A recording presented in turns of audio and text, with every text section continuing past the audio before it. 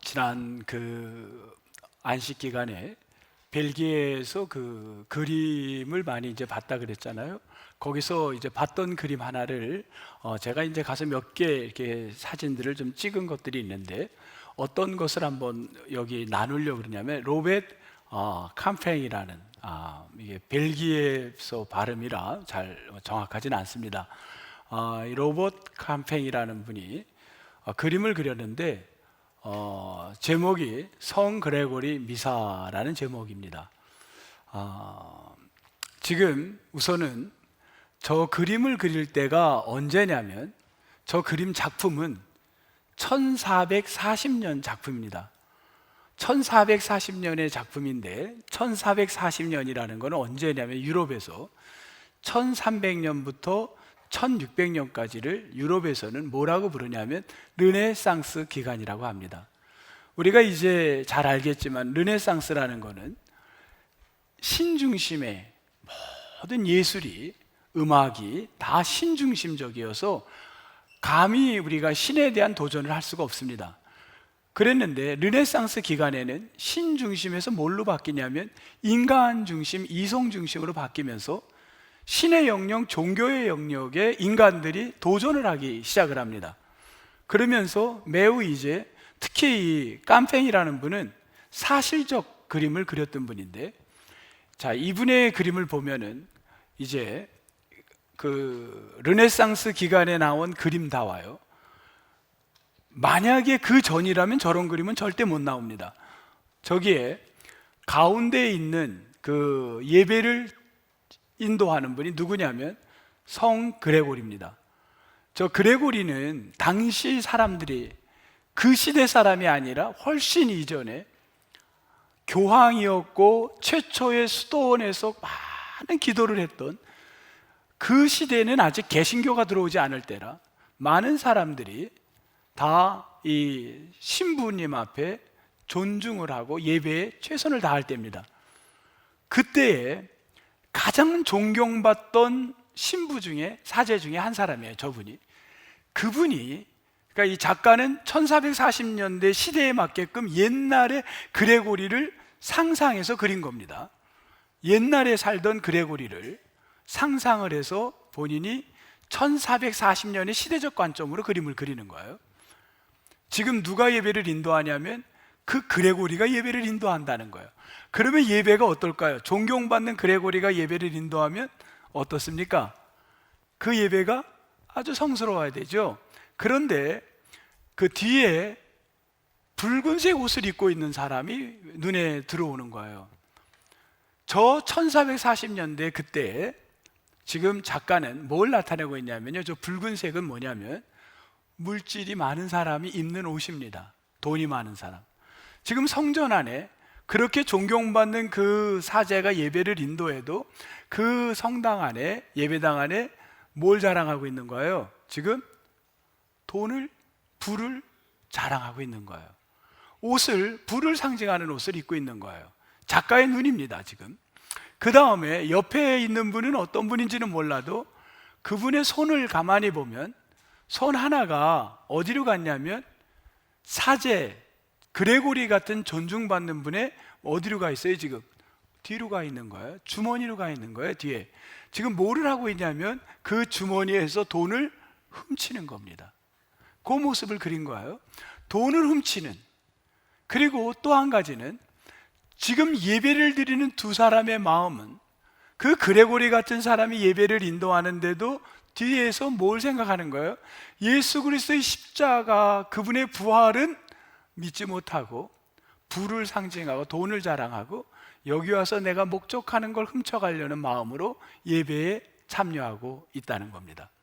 그래서 갑자기 현현 나타난 거예요. 원래 저 제단에 있는 게 아닙니다.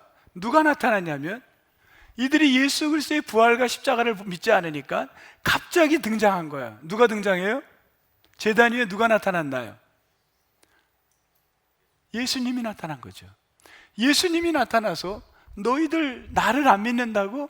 내가 부활한 나야. 내가 십자가에 달렸다가 내가 부활했어. 나야.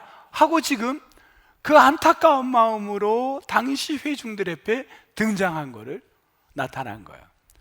이거를 로봇 깜팽이 그 시대적 눈으로 그렸던 겁니다. 그렇게 많은 은혜를 40년 동안 받았고, 구름 기둥과 불 기둥이라는 것을 모세의 그렇게 홀리한 지도자 밑에서 체험을 했던 이스라엘 백성들. 그런데 그들이 지금 40년 만에 그들이 그토록 고생을 하다가 일주일이면 건너갈 가나안을 못 돌고 원망과 불평 때문에 순종하지 않았고, 오자마자 우리는 못 갑니다, 가봐야 거기는 위험합니다, 이런 말을 해서 사람들이 다 마음이 상한 마음 받아 가지 못했던 그 40년을 헤매고 지금 막 돌아왔는데, 이제 가나안 입구에 왔는데, 자, 사람들의 시선이 어디로 갔냐면 이게 인간인가 봐요. 그렇게 많은 훈련을 받았는데도 오자마자 그들이 어디를 봤냐면 1절, 이들의 눈이 어디를 보고 있나 한번 보겠습니다. 이들이 본즉, 찾으셨나요? 1절 본즉, 보다라는 동사죠. 라, 히브리 말은 라. 그냥 우연히 본 게 아니라 아주 목적을 두고 집중적으로 본 거예요. 목적을 두고 지금 찾은 거예요. 이런 데가 없을까 하고 두리번 찾은 겁니다. 근데 그들의 목적이 뭘 찾았냐면, 자, 1절에 두 지역이 나옵니다. 혹시 지역 이름을 찾을 수 있겠어요? 야셀과 길르앗이라는 지역입니다. 지도를 한번 보겠습니다. 이 야셀은 지도에 안 나와요. 오늘날의 명칭이 없기 때문에 안 나오는데 어렵게 야셀을 찾았어요. 길르앗과 야셀이 지금 빨간 칸 안에 들어 있습니다. 잘 보이라고 해놓은 거예요. 그 야셀과 길르앗 주변에 뭐가 있나요? 지도 보세요. 야셀과 길르앗 주변에 주목해서 보면 보이는 거 없어요? 말씀처럼, 우리 저 뒤에 권사님 말씀처럼 물이 보이는 거예요. 물. 당시 사회에 물은 어떤 걸까요? 뭐 물은 물이지 뭘. 에? 이 물은 특히 이들이 지금 보세요. 1절, 이스라엘의 지파는 12지파가 있습니다. 그 가운데 루벤 자손과 갓 자손 두 지파가 심히 뭐라고요? 많은 가축대를 가졌더라. 여러분, 가축대가 많은 것, 이건 축복인가요? 저주인가요? 축복이에요. 광야 40년 안에 어떻게 가축대를 늘렸습니까? 이거는 사막에서 가축대를 늘린 건 엄청난 축복을 받은 거예요. 근데 때로는 축복이 우리에게 힘들 때가 있어요. 장례식을 자주 합니다, 교회에서는. 근데 자녀들이 글쎄 얼마나 돈이 있는지 몰라도 부모님의 장례식 앞에서 그 자녀들이 그냥 뭐에 정신없냐면 이 재산권 때문에 매우 힘들어하고 다투는 모습을 볼 수가 있습니다. 왜? 이 재산이 얼마나 되는지 몰라도 많은 가축이 오히려 죄를 짓게 만들 때가 있습니다.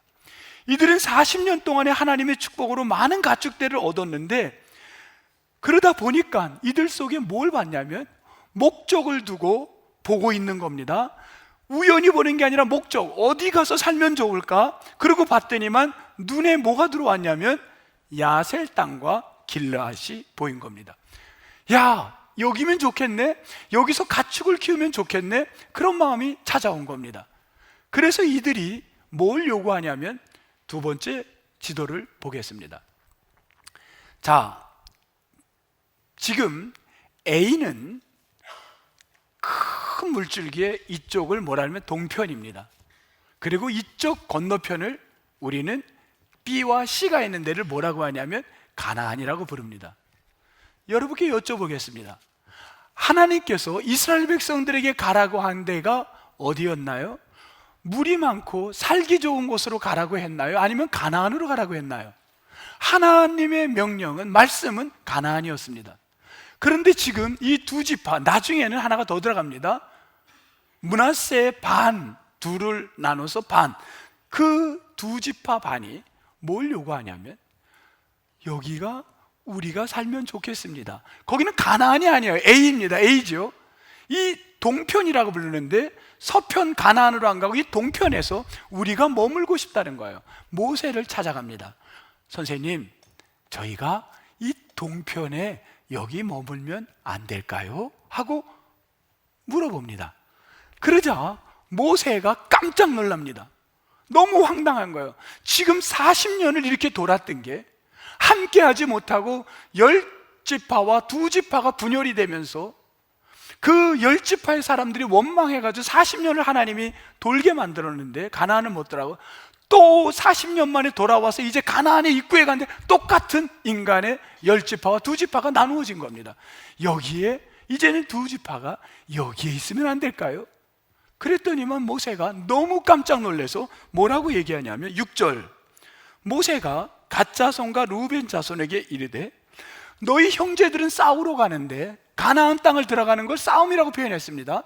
싸우러 가는데 뭐라 그랬어요? 너희는 뭐라고요?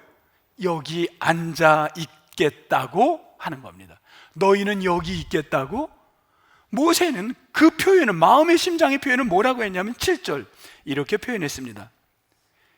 너희가 어찌하여 이스라엘 자손에게 뭐라 그랬어요? 낙심하게 하느냐. 이게 표현입니다. 낙심하게 하느냐. 이 낙심이라는 단어는 이렇게 해석을 할 수 있습니다. 공동체의 사기를 저하시키는 일이라고 정의를, 이 사전적 정의가 나와 있었습니다. 사전에 보니, 성경에 보니까 어떤 사람은 공동체를, 사기를 진작시키는 사람이 있어요. 여러분, 어떤 사람을 만나면 뭔가 희망을 갖게 되고 소망이 생기고 할 것 같고 나도 할 수 있는 것 같은데, 어떤 그 사람을 만나면 뚝 떨어지고 나는 안 될 것 같고 나의 실망만 되고 나는 너무나도 힘이 없는 것 같아요. 여러분, 인생에 어떤 아내를 만나야 행복할까요? 남편들에게 그 아내가 희망과 용기를 주는 아내를 만날 때 힘이 나는 거예요. 그런 아내들이 되기를 주의 이름으로 축복합니다. 목사님, 오늘 약 먹었어요? 왜 아내들 갖고만 얘기해요? 남편들에게도 말씀드립니다.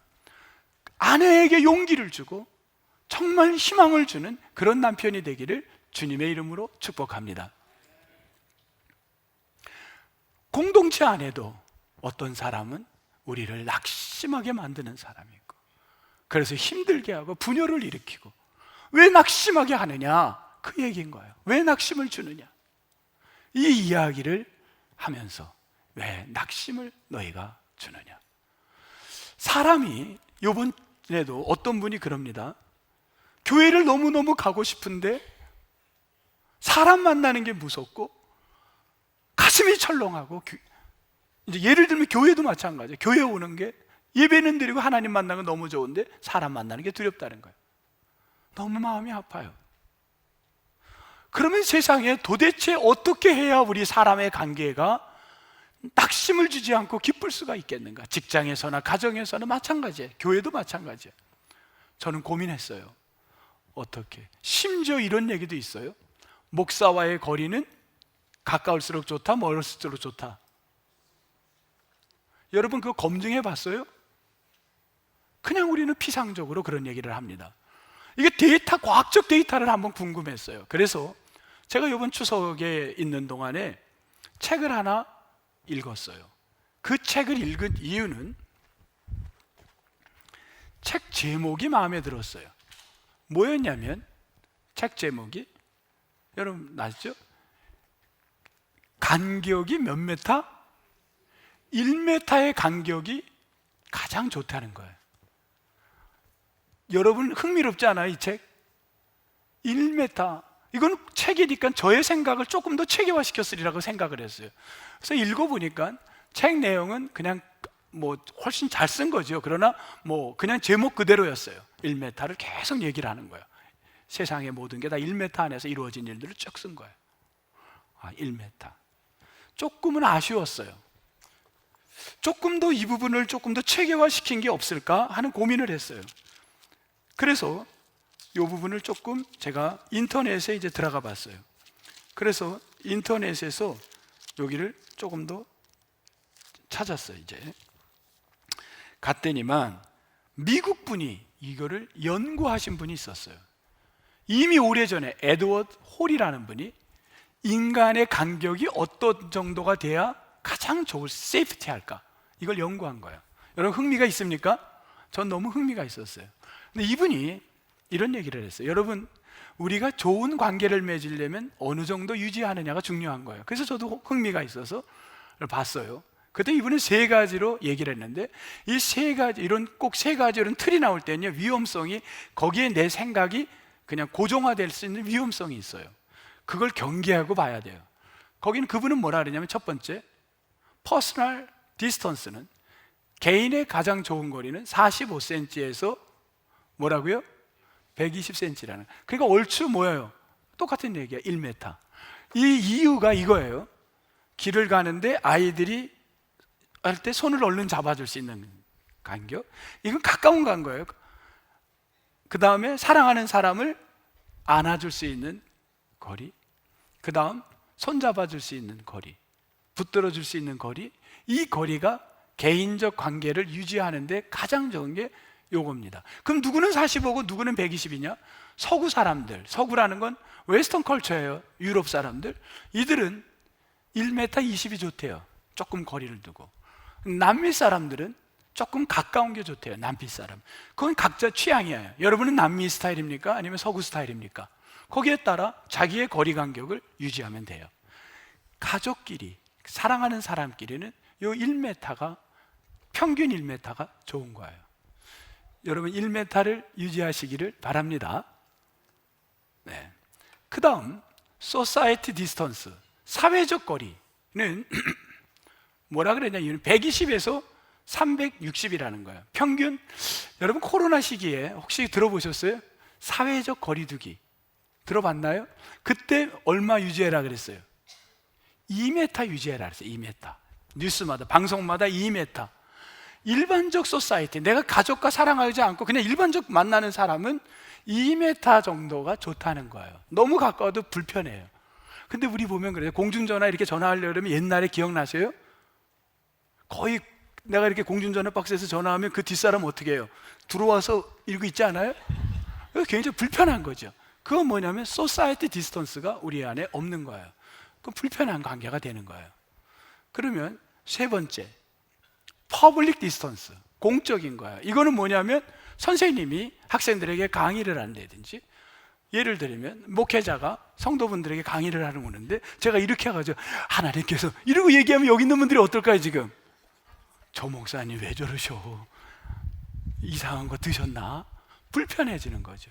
퍼블릭 디스턴스는 약 3m에서 4m를 유지하는 게, 그래서 우리 교회도 보면은 적당하게 이걸 둔 거예요. 이게 3m에서 4m를 둔 이유는 이걸 배워서 한 게 아니라 이미 우리들 안에 이게 참 감사한 거죠. 그거를 본능적으로 알고 요걸 꾸민 거예요. 3m, 4m가 사람들의 퍼블릭 디스턴스는 적당하다라고 본 겁니다. 근데 이렇게 이런 세 가지 프레임을 들으면서 뭔가 그 안에 내 사고가 들어가는 게 불안하기 시작을 했어요. 왜냐하면 아무리 내가 45cm에 있고 1m 20에 있어도 내 안에 해결되지 않는 갈등과 사랑과의 그 고민은, 그래서 낙심을 주는 것들은, 내가 줄 수도 있고 나도 받을 수 있는 거는 그런다고 해결이 될 수 있을까라는 질문에서 답을 못 주는 거예요. 여러분, 그러면 1m 혹은 3m 혹은 뭐 이렇게 한다고 해결된다고 봅니까? 저는 아무리 과학을 연구하고 그 사람들 팩트로 데이터를 갖고 얘기를 해도 그거 갖고 충족이 안 됐어요. 그걸 갖고 여러분들에게 오늘 은혜 받으라고 적당한 거리 1m로 갖고 살으라는 걸로 설교하기에는 매우 부담스러웠어요. 그러면 오늘 제가 주어진 민수기 32장에서 그 해답을 어떻게 찾아야 될 거가 저의 이제 말씀의 중요한 키워드로 들어가기 시작하는 겁니다. 여러분 어떻게 생각하십니까? 저는 주어진 본문을, 우리 32장을 처음부터 끝까지 읽기 시작을 했습니다. 하나님, 우리의 간격은, 이 문제 해결에 우리들의 이 거리는 어떻게 해야 됩니까? 가 질문이었어요. 그러면서 성경을 봤어요. 근데 저에게 들어온 데가 20절에서 22절에서 눈을 팍 뜨게 만들었어요. 여러분도 한번 보시면 눈이 뜨게 될 겁니다. 20절에서 22절 우리 같이 볼까요? 20절에서 22절. 20에서 22절을 보면요, 여기 5번 반복하는 단어가 있어요. 5번이나. 20에서 22절 사이에 어떤 단어인가요? 네, 여호와 앞에서라는 단어입니다. 여호와 앞에서, 여호와 앞에서, 여호와 앞에서, 여호와 앞에서, 여호와 앞에서, 여호와 앞에서. 그럼 여호와 앞에서라는 게 뭔지를 우리는 피상적으로 알지만 이걸 찾아봐야 되는 거예요. 그래서 여호와 앞에서란 뭘까 하는 거로 이제 찾기 시작을 했어요. 그래서 저는 주어진 제게 책을 봤어요. 성경을 해석해 놓은 책들을. 그랬더니만 여호와 앞에서라는 이 단어, 이 앞에서는 뭘까 하고 본 거예요. 그랬더니만 리프네라는 앞이라는 단어를 이렇게 해석을 한 거예요. 얼굴이라고 해석을 했어요. 여호와의 얼굴이 있는 곳. 여러분, 여호와의 얼굴이 있는 곳 하니까 왠지 어때요? 조금 거리감이 뭐가 안 와요? 뭔가 어때요? 뭔가 아직은 확실하지 않지만 뭔가 얼굴 있는 걸 조금 가요. 그래서 뭐 다른 게 없을까 하고 찾아보겠어요. 이것만 갖고는 조금 피상해요. 얼굴이 있는 거, 왜 하나님 얼굴을 못 봤는데 우리가 어떻게 얼굴을 찾아요? 그것 자체가 조금 비상적이에요.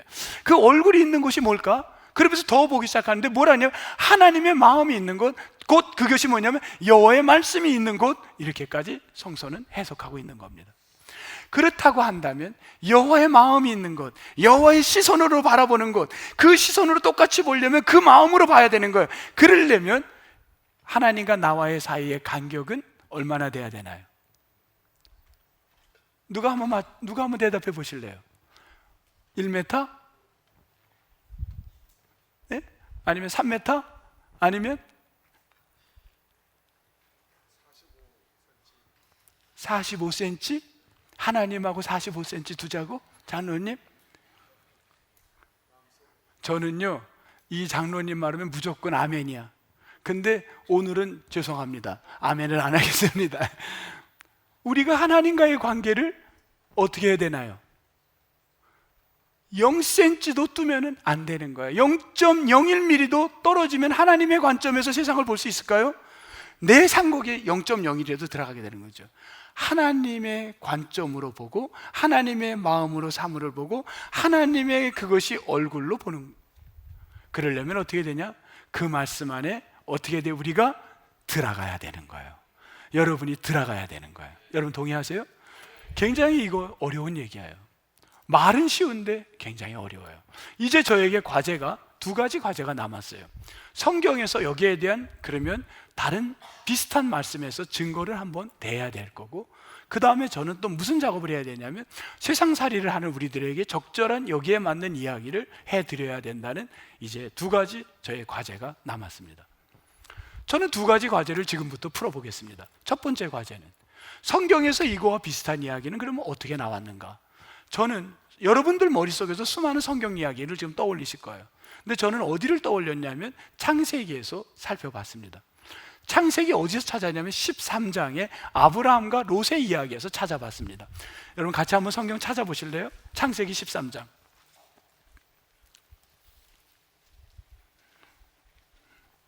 창세기 13장에 보면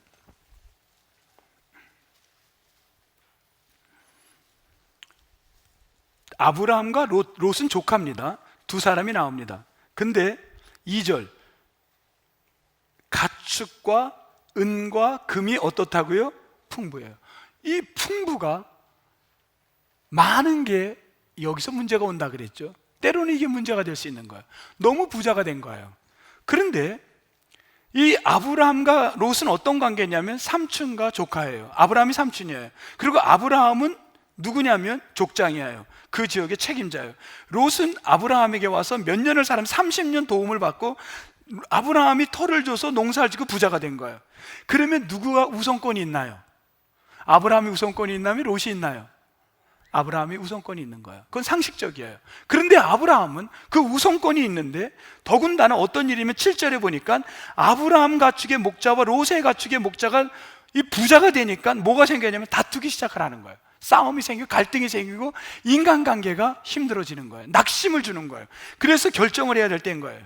아브라함이 뭐라 그러냐면 이런 결정을 합니다. 9절 롯아 일로 와봐. 그러면서 뭐라 하냐면 네가 좌하면 나는 우할게, 너가 우하면 나는 좌할게. 그러니 뭐라 그래요? 나를 떠나가라. 여러분 찾으셨나요? 나를 떠나가라 찾았나요? 여러분 이 단어만 보면 아브라함이 굉장히 쿨하고 멋져요? 안 멋져요? 너무 멋져. 이런 삼촌 만나게 되기를 축복합니다. 이런 삼촌 세상에 찾기 힘들어요. 야, 내가 너 30년 먹여 살렸지. 근데 너 마음대로 해. 더군다나 앞에 뭐가 보였냐면 보세요. 자, 10절 세 가지가 나와요. 1번, 둘째 줄 온 땅에 물이 넉넉한 데가 보이는 거예요. 두 번째, 더군다나 넷째 줄에 그 물이 보이는 동네가 어떻게 보여요? 마치 여호와의 동산 같은, 에덴 동산 같아요. 세 번째, 또 뭐 같아요? 애굽 땅과 같았더라. 여러분, 우리가 꿈꾸는 곳이에요. 그런데 아브라함은 그걸 못 봤을까요? 아브라함도 보고 있는 거예요. 근데 지금 아브라함이 롯에게 뭐라 그래요? 야, 너가 선택해. 난 너가 선택하면 그 다음 내가 선택할게. 나를 떠나, 가, 선택해. 이렇게 얘기한 거예요. 너무 멋있어요. 박수 치고 싶어요. 근데 실제로는요, 아브라함이 이렇게 표현을 한 겁니다. 어떻게 표현한 거냐면, 나를 떠나가라는 말이, 히파라드라는 히브리 말이 뭐냐면 애원하는 거예요. 애원. 마음은 아니야. 마음은 원치 않아. 그런데 할 수 없이 이야기하는 거야. 할 수 없이. 뭐에 지금 확 붙들렸냐면, 내 이성으로는, 내 생각으로는 내가 가야 돼. 내가 너를 도왔어. 내가 이 리더야. 30년을 내가 리더야. 내가 너의 족장이야. 그런데 아브라함이 딱 걸린 게 있어요. 뭐 때문이냐면, 체면이 아니에요. 뭐 때문이냐면 여호와의 말씀이 걸린 거예요. 12장 1절에 하나님께서 아브라함에게 뭐라 그러냐면, 내가 지시하는 땅으로 가라 그랬지. 그 땅이 가나안입니다. 내가 너 보기에 좋은 곳으로 가라고 말한 적이 없습니다. 그런데 아브라함이 경험이 있어요. 12장 10절에 보면, 자, 아브라함이 가나안 땅을 향해 가고 있어요. 12장 10절. 근데 기근이 들으니까 아브라함이 어디로 간 거예요? 아브라함은 가나안으로 가야 돼요. 근데 기근이 있다고 어디로 갔나요? 애굽으로 갔어요. 그랬다가 큰일 날 뻔했어요. 거기서 큰일 사고가 날 뻔했어요. 그래서 아브라함이 아이고, 기근이 있고 힘들고 어려움이 있어도, 먹을 게 없고 물이 없어도 어디로 가야 된다? 하나님이 지시한 곳으로, 하나님의 얼굴이 향한 곳으로, 하나님의 비전이 있는 곳으로 나는 가야 되구나. 그거를 아브라함은 알고 있는 거예요. 그래서 아브라함은 애원하듯, 내 이성은, 내 눈으로 보는 건 어디로 가야 돼요? 내가 이 땅, 애굽 땅 가갖고 에덴 동산 갖고 물이 있는 이곳으로 내가 가야 돼. 그런데 그 말을 못하는 거예요. 왜? 하나님이 주신 말이 있어요. 너는 가나안을 가야 된다. 그래서 그걸 못하고 속은 가고 싶지만 네가 선택해라. 이게 성경의 이야기입니다. 여러분 동의하세요? 왜 그랬어요? 아브라함의 머릿속에 하나님의 시선, 하나님의 얼굴, 하나님의 목적으로 그가 바라보기 때문입니다. 여러분, 우리가 세상을 바라볼 때 하나님의 관심으로 바라보게 되기를 주의 이름으로 축복합니다. 어떻게 하나님의 관심으로 볼까요? 제가 이번 주에 어떤 목사님들이 이제 강북노회 목사님들이 이렇게 많은 식사를 하는 자리였어요. 근데 그 목사님 한 분이 저한테 이런 얘기를 했어요. 타짜 아냐고, 타짜. 이렇게 타짜. 타짜 아세요? 타짜. 타짜 모르는 분. 난 타짜를 모른다. 아, 예, 우리 아이들 모르죠? 아, 미안합니다. 예. 타짜. 전 저 같은 줄 알았어요. 다 세상 사람들이. 네.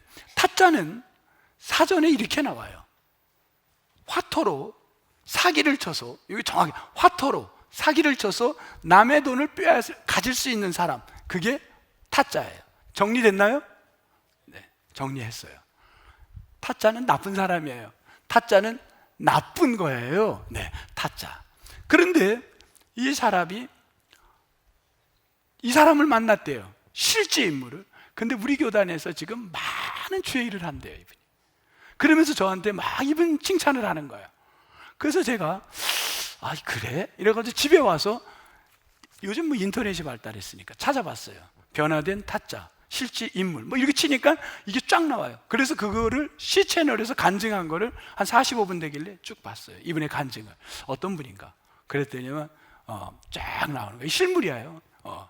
아주 그분이 얘기를 쭉 하는데 이 사람이 보여줘요. 실제로 자기 그걸 보여주는데 카드를 갖고요. 카드를 이걸 아무 카드나 딱 잡잖아요. 그럼 딱 잡아가지고 이 사람이 손에서 한번 쫙 보고는 딱 하면요, 이 카드를 자기가 예를 들어서 다이아몬드 그림이 있고 뭐 있잖아요. 그걸로 분류를 10가지로 분류하면 자기 분리하고 싶은 대로 다 분리해줘요. 이 사회자가 이렇게 분리해달라 그러면 그걸 짝 보고는 따다다다 놓아주면 그대로 가는 거예요. 그게 타짜예요. 놀랍지 않아요? 아나운서가 깜짝 놀라서 그래요. 그 기술 아깝지 않아요? 그러더라고. 여기 너무 빠져가는 것 같아 지금. 심각해. 강도가 높아지고 있어요 지금. 여러분 눈동자에 빛이 나기 시작을 해요. 진작 처음부터 이 얘기부터 시작했어요. 오늘 설교가 집중도가 높을 뻔했어요.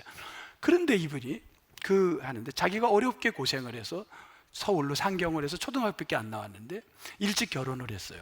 그래가지고 일찍 결혼해서 아이를 낳고는 손기술이 원래 있었대요. 그래가지고 뭘 배운 일식을, 요리를 몇 년 배울 걸 2개월 반 만에 배웠대요.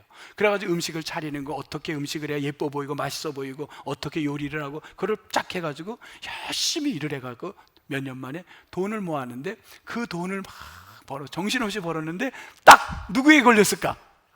타짜. 잘하시네. 혹시 걸려봤어요? 타짜한테 걸린 거야. 근데 진짜 타짜가 아니라 반 타짜들에게 걸린 거야. 어설픈 타짜에게. 그래가지고 그래도 이 사람은 워낙 모르니까 어설픈 타짜들에게 돈을 다 털게 된 거야. 털렸어요. 너무 낙심이 돼서 집을 못 들어가고 돈을 모았어요. 8개월 동안. 돈을 모으는 사이 젊은 부인이 애를 해외로 입양 보내고 그냥 나가버렸어요. 그래서 부인을 못 찾았어요. 그리고서 이 사람은 술을 먹고 마약을 원래 했어요. 마약을 막 먹은 거야. 그리고 막 보내다가 이 사람이 정신을 차리고 한 게 뭐냐면, 한 게 뭘까요? 정신을 차리고 한 게 타짜를 한 거예요. 타짜를. 카드를 배우는데 보통 8년, 화투를 배우는데 3년이 걸린대요. 근데 이 사람은 2개월 반 만에 하루 종일 잠자는 거 외에는 계속 카드를 갖고 13시간씩 공부를 했대요. 그래가지고 완전히 타짜의 마스터가 된 거야. 그리고는 10년 동안 이 사람이 전국을 누비면서 돈을 벌기 시작을 하는데, 신기한 건요, 아나운서가 물어요. 돈 많이 벌었어요? 그렇게 번 돈은요 다 나가는데 안타깝게도 가족으로 인해서 다 나갔어요. 부인이 눈을 1년 동안 감지를 못해요. 밤에도. 그리고 입이 돌아가고, 남편이 그래 스트레스가 얼마나 많았겠어요. 애가 죽고 아이가 화상을 입고 난리가 나는 거야. 그 번 돈은 다 가까운 가족들로 인해 상처를 주고 그 돈으로 다 나간 거예요. 그러고 있는데 이분이 마약을 먹고 또 이제 구치소에 잡혀가서 50여일 있다가 완전히 인간의 해볼 거 다 타락하는 거예요. 그러고 있는데 갑자기 구치소에 있는데 이제 재판을 받으러 오늘 가는 날인데 팍!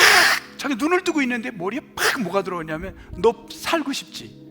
너 그냥 나가고 싶지? 깜짝 놀라서 뭔 소리야? 이랬더니 이러더래요. 무당이 돼. 딱 그러더래요. 그러면 너 지금 나가. 오늘 나갈 수 있어. 여러분 그 젊은 사람이 교도소 안에 있다가 나갈 수 있다면, 무당이 된다면 여러분은 어떻게 할 거예요? 예스 할 거예요? 노 할 거예요? 예스 해버린 거예요. 나가면 되니까 예스 한 거예요. 그런데 신기하게 진짜 검사가 딱 만나더니 이렇게 해드리면, 너 좀 남아있어. 이러더니만, 내가 볼 때 너는 나쁜 일 할 사람이 아닌데 왜 그렇게 했니? 그러더니만 그 사람을 그냥 집행유예로 나가라 그러더래요. 깜짝 놀랐어요. 그래서 이 사람이 중간 생략 뭐가 됐냐면 이제 무당이 된 거야. 무당으로 딱 가는데 자기가 무당채를 딱 잡는 순간 6 귀신이 자기에게 순식간 들었는데, 그게 얼마나 빠르면요, 자기가 그 카드를 갖고 상대방이 뭘 줘야 되는지 딱 잡고 계산하는데 0.5초 걸린대요. 내가 너에게 오늘 뭘 줄게, 넌 내가 뭘 줄게를 딱 보는데 0.5초 걸리는데, 그래서 게임이 안 된답니다. 절대 하지 말래요, 그 사람들하고. 근데 귀신이 들어오는 데는 그것보다 훨씬 더 빠르게 그 채를 잡는 순간 쑥 들어오더라는 거예요. 너무 무서워가지고 깜짝 놀랐대요. 그냥 귀신이 들어와서 자기에게 얘기를 하기 시작하더래요. 그래서 사람을 만나 막 얘기하는 거야. 자기도 모르게 얘기가 나오는 거야. 시키는 대로 하는 거야. 6 귀신이 얘기하는 대로. 그러고는 아침이 되면 무당도 준비를 한대요. 우리처럼 새벽기도 하듯이 뭐 하는 게 있나 봐요. 상을 차려놓고 음악을 틀어놓고 뭐 막 이제 무당 모르겠어 뭘 해나 봐요. 그러고 하는데 옆에서 친동생이 옆에 살고 있는데, 형 그러더라는 거예요. 아무리 그래봐도 형은 예수 믿을 거야. 딱 그러는 거예요. 아무리 그래도 형은 예수 믿을 거야. 근데 그 말이, 이분 얘기예요, 벽을 뚫고 가슴을 뚫고 자기 가슴 속으로 팍 들어오는데 그 단어가 보이더라는 거야. 이분 이제 시천에서 하는 얘기예요. 벽을 뚫고 가슴을 뚫고 여러분 심장 속으로 들어가는 게 느끼는 거예요. 예수 믿어야 하는 게 딱 들어오는데 깜짝 놀란 거예요. 그리고는 이분이 너무 고민을 밤에 자는데 꿈에 문이 두 개가 있는데 하나는 동생이 갖고 하나는 자기가 들어가는데 지옥이죠.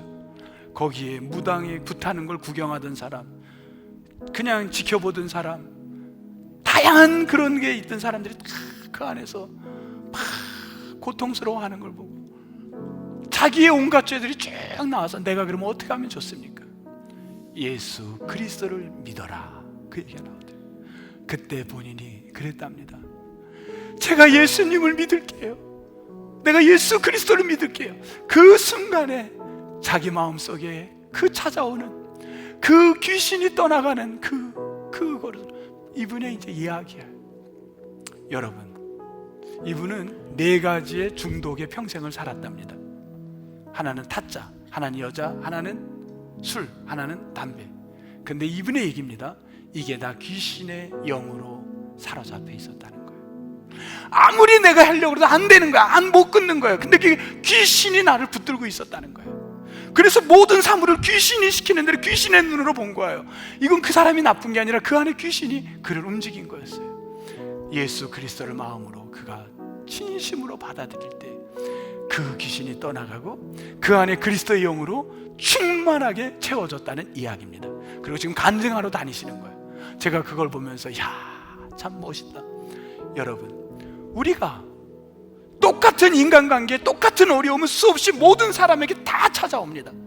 사람을 만날 때마다 우리는 이 간격 때문에 상처받고 사람 만나고 싶지 않고 내가 어떻게 해야 되는지 똑같은 문제가 오지만 내 안에 그리스도의 영으로 충만할 때 여러분 그 어려움을 이길 수 있는 능력이 나타날 줄 믿습니다.